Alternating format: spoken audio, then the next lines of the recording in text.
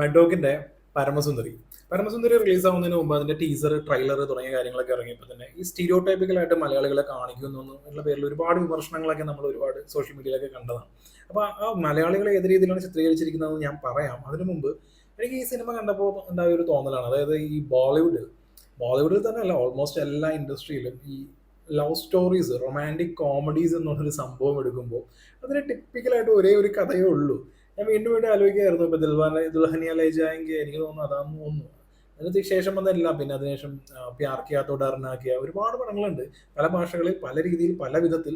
അപ്പോൾ നായകൻ തമ്മിൽ ഇഷ്ടത്തിലാകുന്നു. അപ്പൊ ഇവരുടെ മുമ്പിലുള്ള പ്രധാനപ്പെട്ട ഒരു ഇഷ്യൂ എന്ന് പറയുന്നത് പാരന്റ്സ് ആണ്. ഒന്നെങ്കിൽ ജാതി കൊണ്ടോ അല്ലെങ്കിൽ സ്റ്റാറ്റസ് കൊണ്ടോ അങ്ങനെ എന്തെങ്കിലും പ്രശ്നങ്ങളൊക്കെ കൊണ്ട് ഇവർ കൺവിൻസ് ചെയ്യണമല്ലോ ഇവരെ. അപ്പൊ ഈ പാരന്റ്സിനെ കൺവിൻസ് ചെയ്യാൻ വേണ്ടിയിട്ട് നായികയുടെ വീട്ടിൽ പോവുക.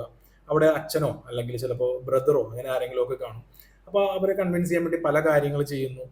ചിലപ്പോൾ അവിടെ ഉള്ള എന്തെങ്കിലുമൊക്കെ ഒരു ആർക്കും പറ്റാത്ത ടാസ്ക് ഒക്കെ ചെയ്യുന്നു. അവരെ ഒരുപാട് സാക്രിഫൈസ്, ത്യാഗങ്ങൾ. അപ്പൊ ഈ ഒരു സംഗതിയെ കാണിച്ച് ഇവരെ ഇംപ്രസ് ചെയ്യുന്നു. ആ ഇംപ്രസ് ചെയ്തതിന് ശേഷം പിന്നീട് ഇവരുടെ ഒരു ഗ്രീൻ ലൈറ്റ്, ഈ ഒരു സംഭവമാണ്. അപ്പോൾ ഈ പ്യാർ കിയാ തോ ഡർനാ കിയാ എന്ന് പറയുന്നത് പിന്നീട് എനിക്ക് തോന്നുന്നു അതിന്റെ ഒരു ത്രെഡ് ആയിരുന്നു പ്രഭുദേവ സംതിങ് ആ പടമായിട്ട് എടുത്തത്. അപ്പൊ അതിന്റെ രസം എന്താണെന്ന് വെച്ചിട്ടുണ്ടെങ്കിൽ ഈ സംതിങ് ആ പടം എന്ന് പറഞ്ഞാൽ ഏറ്റവും കൂടുതൽ റീമേക്ക് വന്നിരിക്കുന്നത് അതിന്റെ ഒറിജിനൽ വേർഷൻ.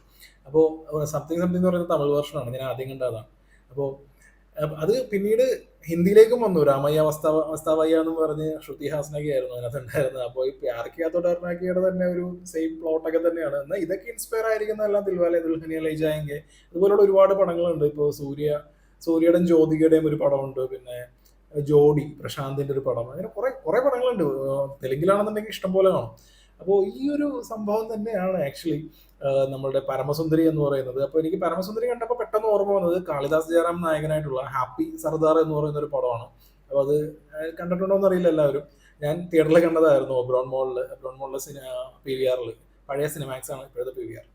അപ്പോൾ ഈ ഹാപ്പി സർദാർ എന്നുള്ള സിനിമയും ഇതേ സംഭവം തന്നെയാണ്. അപ്പോൾ ഹാപ്പി സർദാറിൽ ജാവേദ് ജാഫ്രിയുടെ മകനായിട്ടാണ് കാളിദാസ് ജയറാം അഭിനയിച്ചിരിക്കുന്നത്.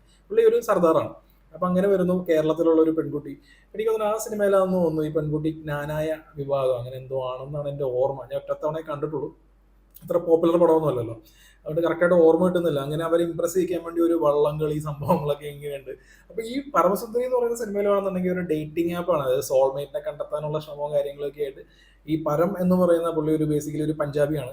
അപ്പോൾ ഇയാൾക്ക് പറ്റിയ സോൾമേറ്റ് എന്ന് പറയുന്നത് കേരളത്തിൽ നങ്ങ്യാർകുളങ്ങരയിലാണ് ഉള്ളത്. അപ്പൊ ഈ നങ്ങ്യാർകുളങ്ങര എന്നുള്ളത് മലയാളികളല്ലാത്തവർക്ക് പെട്ടെന്ന് അങ്ങനെ പറയാൻ പറ്റില്ലല്ലോ. അപ്പൊ അതിന്റെ രീതിയിലുള്ള കുറച്ച് സ്റ്റീരിയോ ടൈപ്പ് കോമഡി, ഈ സ്ലാങ്, ഈ പറയാൻ പറ്റാത്തത്, പിന്നെ സൗത്ത് ഇന്ത്യൻസിന്റെ എല്ലാത്തിന്റെ പേര് വളരെ നീളമുള്ളതായിരിക്കും എന്നൊക്കെയാണ് അവർ അവകാശപ്പെടുന്നത്.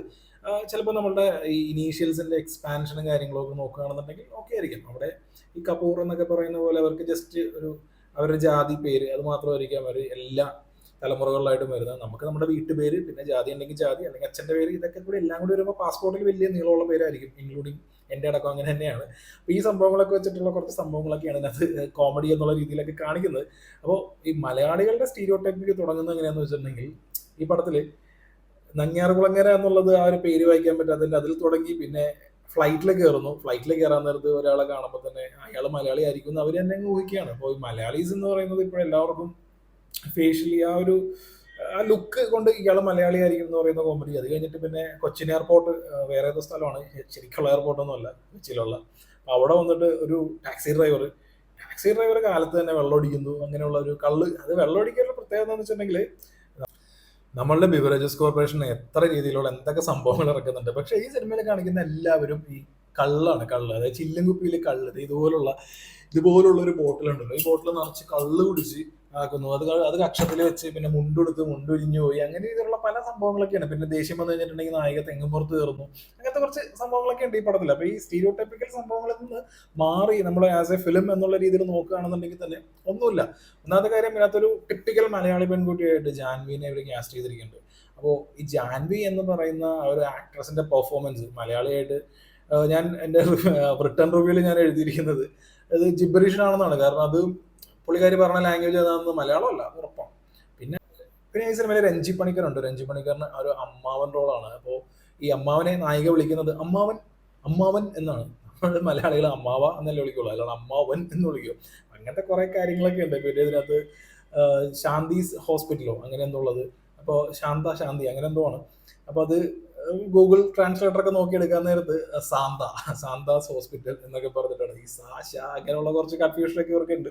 അങ്ങനെ ഒരു ചുരുക്കി പറഞ്ഞിട്ടുണ്ടെന്നുണ്ടെങ്കിൽ വേണ്ട രീതിയിൽ ഒരു ഒരു ഒരു ടെറൈൻ എടുക്കുക, ഒരു സ്ഥലം എടുക്കുക, അവിടുത്തെ കഥ പറയുക. അത് മെയിൻ കഥ ഈ പടത്തില് ആദ്യത്തെ 10-15 മിനിറ്റ് കഴിഞ്ഞിട്ടുണ്ടെന്നുണ്ടെങ്കിൽ പ്യൂർലി പടം അവസാനിക്കുന്നത് വരെ കേരളമാണ്. അപ്പൊ അങ്ങനെയുള്ള ഒരു പടം എടുക്കുമ്പോൾ ഒരു ലാൻഡ്, അവിടുത്തെ കൾച്ചർ, അവിടുത്തെ ജനങ്ങളുടെ ജീവിത രീതി, അവര് എങ്ങനെയാണ് തുടങ്ങി ഒരു കാര്യങ്ങളെ കുറിച്ച് ഒരു ഹോംവർക്കും ചെയ്യാത്ത വളരെ ലേസി ആയിട്ടുള്ള ഒരു പടം. ഇത് ഓണത്തിന് മലയാളികളുടെ മുമ്പിൽ ഇറക്കിയിരിക്കുകയാണ്. ഇതിനകത്ത് ഓണാഘോഷം കുറച്ച് കാര്യങ്ങളൊക്കെ ഉണ്ട്, സ്പൂൺ റൈസ് മറ്റേത് കുറച്ച് അതൊക്കെ കുറെ ഈ സ്പോർട്സ് ഐറ്റംസ് കുറെ സംഭവങ്ങളൊക്കെ ഉണ്ട്. ഇതുകൊണ്ട് ശങ്കരൻ ട്രോഫി എന്നാ പറയുന്നത്, അങ്ങനെ നമ്മുടെ വള്ളം കളിയൊക്കെ കാണിക്കുന്നുണ്ട്. അങ്ങനെ ടിപ്പിക്കൽ സംഭവങ്ങൾ ഇവരെയൊക്കെ ഇമ്പ്രസ് ചെയ്തിട്ട് പിന്നെ സ്വാഭാവികമായിട്ടും ഇതിനകത്ത് നായികയെ കല്യാണം കഴിക്കാൻ വേണ്ടിയിട്ട് ഒരു എന്തെങ്കിലും ഒരു ക്യാരക്ടർ ഉണ്ടാവുമല്ലോ. ഇപ്പോ കൊച്ചു കൊച്ചു ഒത്തായാലാണെങ്കിൽ സൽമാൻ ചെയ്ത പോലത്തേക്ക് അതുപോലത്തെ ഒരു ക്യാരക്ടർ ഉണ്ട്, ഒരു നന്മമരം ക്യാരക്ടറൊക്കെ ഉണ്ട്. പക്ഷെ പുള്ളിയുടെ ക്യാരക്ടറൈസേഷനൊക്കെ കണ്ടു കഴിഞ്ഞിട്ടുണ്ടെങ്കിൽ ചിരി വരും. അങ്ങനെ മൊത്തത്തിൽ നോക്കുകയാണെന്നുണ്ടെങ്കിൽ ഒരു മോശം പടം. മഡ്ഡോക്കിന്റെ പടങ്ങൾക്ക് ഒരു മിനിമം സ്റ്റാൻഡേർഡൊക്കെ ഉണ്ടാവാറുണ്ട്.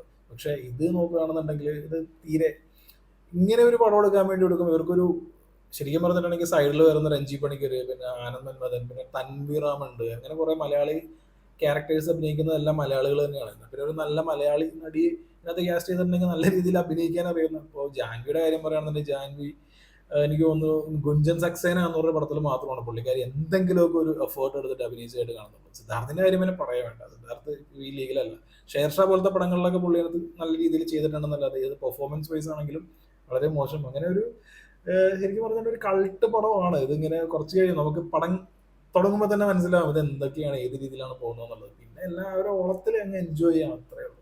അങ്ങനെ വീണ്ടും ഇപ്പോൾ കേരള സ്റ്റോറി ആണെന്നുണ്ടെങ്കിൽ അത് കണ്ടു കഴിഞ്ഞാൽ മലയാളികളോട് വെറുപ്പായിരിക്കും വരുന്നത്. പക്ഷെ ഈ പടം കണ്ടു കഴിഞ്ഞിട്ടുണ്ടെങ്കിൽ മലയാളികളെല്ലാം മണ്ടന്മാരാണ് എന്നുള്ളൊരു ചിന്തയായിരിക്കും ബാക്കിയുള്ളവർക്ക് ഉണ്ടാവുക. എന്തിനോ എന്തോ